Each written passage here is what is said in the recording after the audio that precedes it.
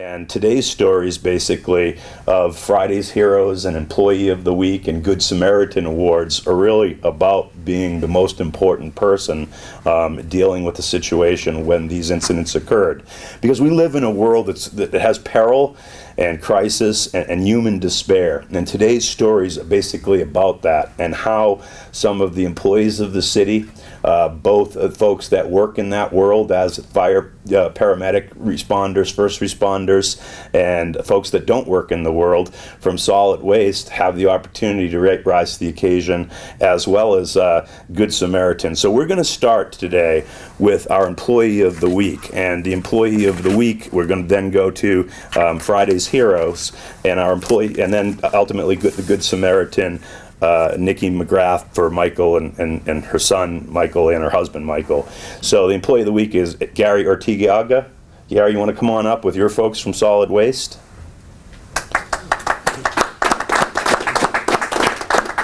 If you stand next to me, and John and Eddie, come on over.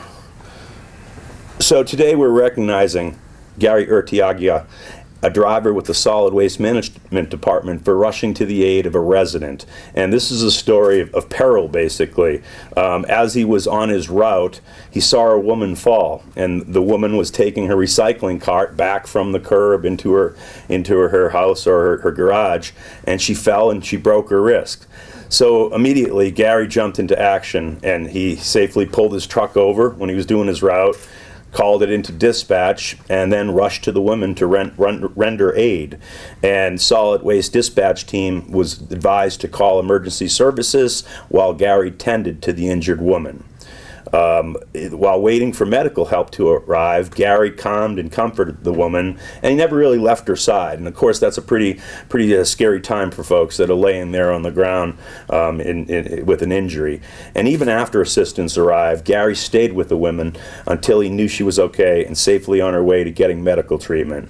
Gary had 3.5 years of service with Solid Waste Management and 16 years, and this probably served him well as a volunteer firefighter in Los Lunas. Is that right? Yep, so that probably gave him some skills to deal with the situation. He was well trained and he was prepared to handle that emergency situation. But it was his caring and his compassion for the woman that really set this action apart. And for that, we honor Gary this week as our Employee of the Week. And John, if you could say a couple words, I'd appreciate it. Okay. Well, I'd like to start off by thanking the mayor and Rob for recognizing Gary. Gary's actions speak volumes about who he is as a person and his commitment to the community. We're really proud he's a member of the Solid Waste team, and thank you. Thank you.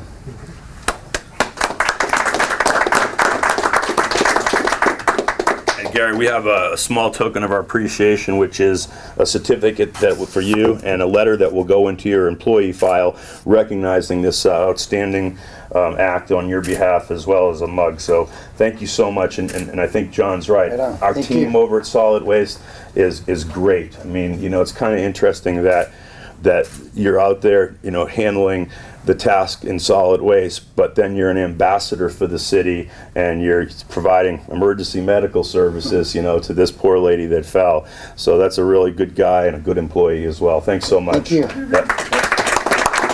This is a great story as well about folks that handle medical situations and desperation and crisis regularly. And our Friday's Heroes this week is Albuquerque Fire Department Paramedic Captain Martin Salazar.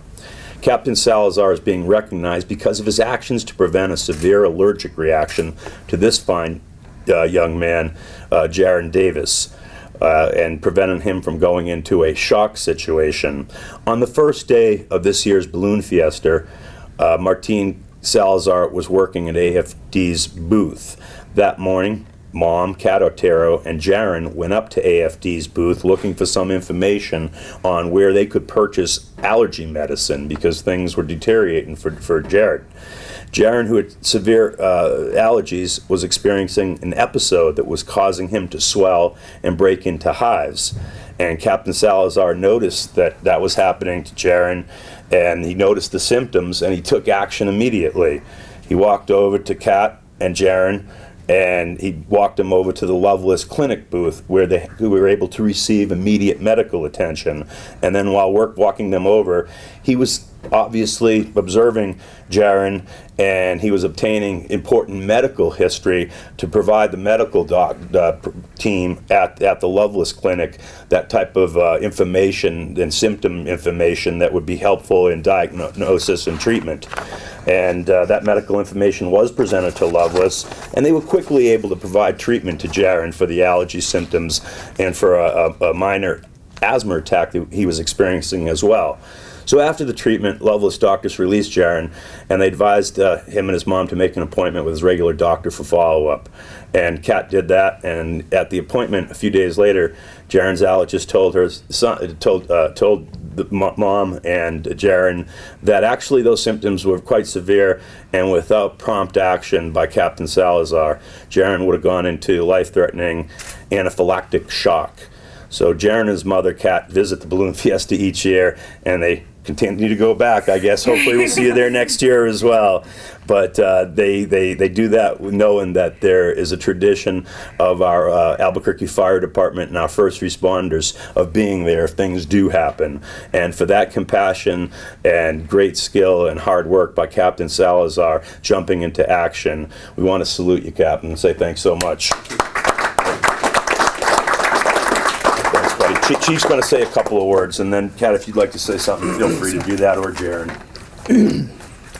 The fire service exists because every single day, someone's routine every day suddenly becomes the worst day of their lives. And every day, Albuquerque firefighters use their training, skills, courage, and compassion to intervene and to make a difference. So that every day, firefighters like Captain Salazar can make the literal difference between life and death. It can be a humbling, awesome, and sometimes frightening responsibility, but it's one that every day, 300 times a day, Albuquerque firefighters are proud to take on. Captain Salazar, we acknowledge and recognize your service to the department and to the neighbors in the community. Thank you for your service. Thank you, sir.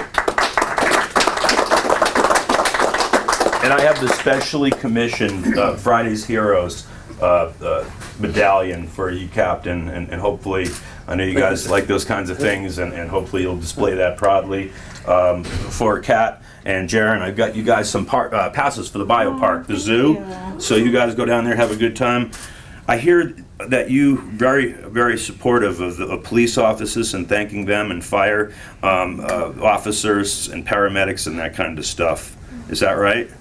Yeah, we need more young people like you in our community that appreciate the good work that these guys do in keeping us all safe, because they put their own protection and life on the line for us all the time. And I appreciate you recognizing that at a younger age. So what I have for you is a pin from the city of Albuquerque, and I want you to hold that. And I also have a ribbon of thanks for our first responders, okay?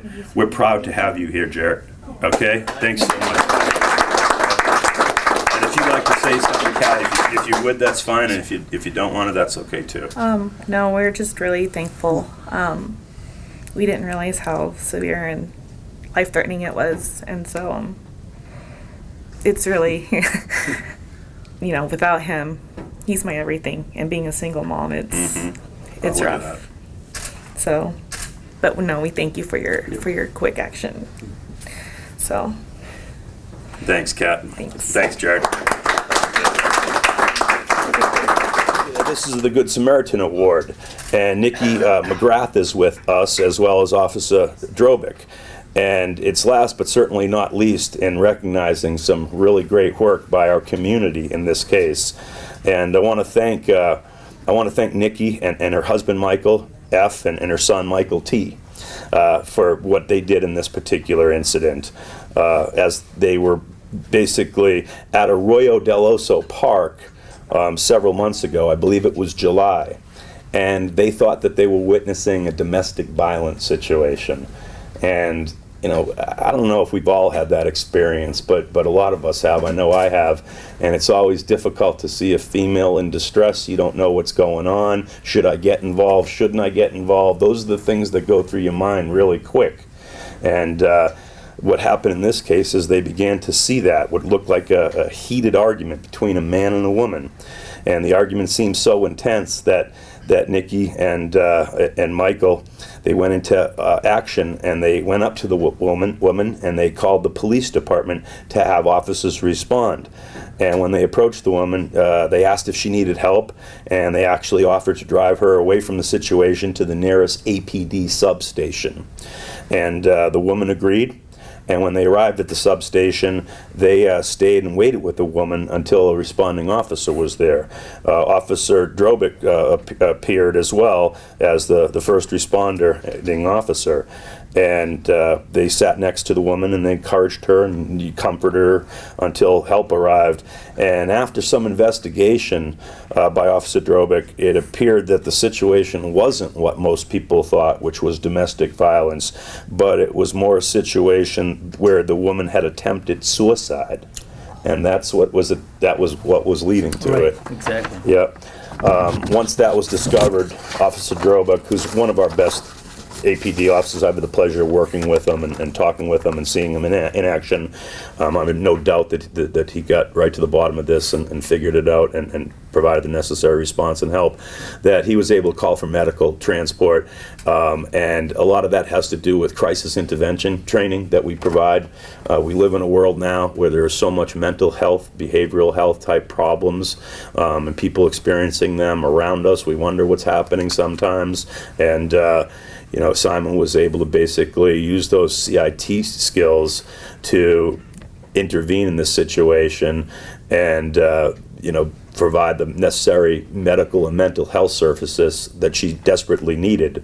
So we honor your family, the McGrath family, as this week's Good Samaritans, and we thank you so much for getting up and helping that woman that day and being probably the most important person in her life at that moment. That's very impressive that you guys would do that, and it's very kind of you too.